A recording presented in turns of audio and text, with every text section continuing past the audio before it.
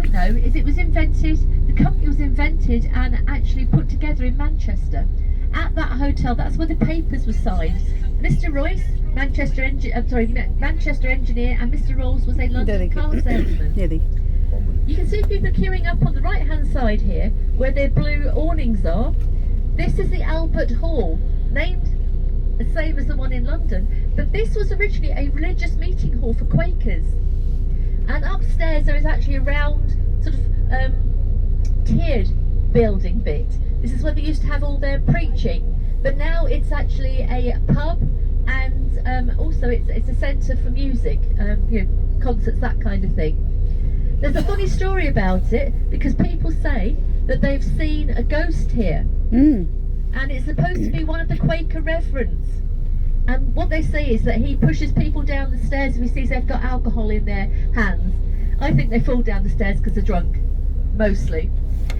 Peaky Blinders, this is the pub named after the TV show. If you know the TV show Peaky Blinders, I'm sure it's shown abroad. That's the pub, a theme pub, just here on the right. We're going to go and turn left at the lights at the Eton University and the Royal Northern College of Music. So, lots of young people here, and you can see they all like to party. So they're all out tonight. It's good for the local economy, because of course the students bring money. And many of our students are actually from overseas, from India, from Pakistan, from China. And the big draw in Manchester is two things. It's business. Manchester University is well known for being a very fine international business school. And also computers. Manchester was at Manchester University after the war. He also invented the world's first computer game. So if you watch, if you're playing Bandicoot or any of those computer games, they all go back to his original work. And he is the man who actually specified how human and AI might be. And his theory is still the theory they use today in AI technology. So if you've got any young children or any young people here who are interested in AI as a kind of career, there's loads of opportunities in Manchester, and that's what draws young people here.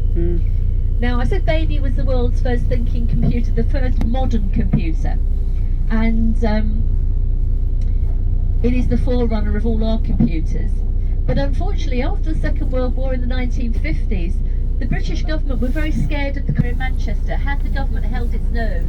And he lives on 2 floors. He has one floor in which he installed an olive, lemon and lime tree garden. And on the second floor here, and I believe that flat up the top there is something like 5 here in Manchester. So take a look to your right, and as we come past this building, in between the new one and the old one, you can see just on the right hand side, this is Castlefield and the Industrial World Heritage Site. Lots of people want to live out here now. You can see all these new buildings going up.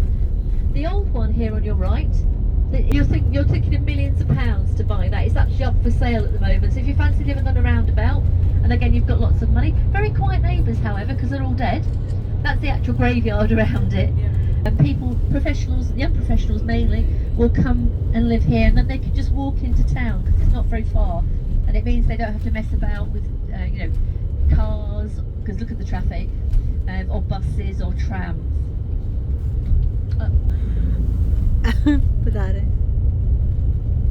It would just drive's just saying to me, we've got Peter Kay on the arena on the other side of Manchester, where Manchester City Stadium is.